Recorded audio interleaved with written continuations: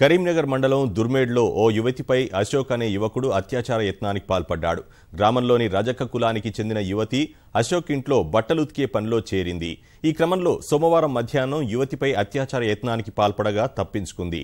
తల్లికి విషయం చెప్పగా యువతి బంధువులు అశోక్ ఇంటిపై దాడికి దిగారు.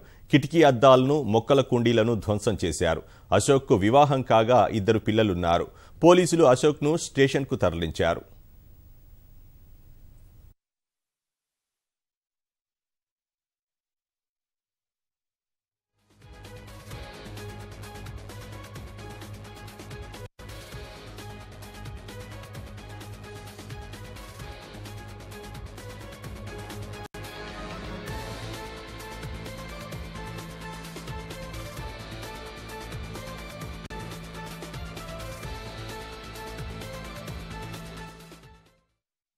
ఇప్పుడు సంవత్సరం అయితే మనం బట్టలు విండబట్టి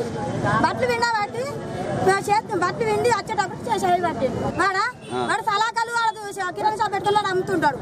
కాకపోతే మనకి మేము ఏం కోరుకున్నాం, చెప్పు దెబ్బల పాలు కావాలి, మనకి చెప్పుల దండ వాడు. మేమంతా మేము ఉన్నా లేకుండా మేము ఇంట్లో ఏదో తిట్టుకుంటుంటాం. అవసరమా ఇప్పుడు ఇట్లా వేసుడు? మరి ఎన్ని మేము 10 ఇళ్ళలో వేసుకుంటాం.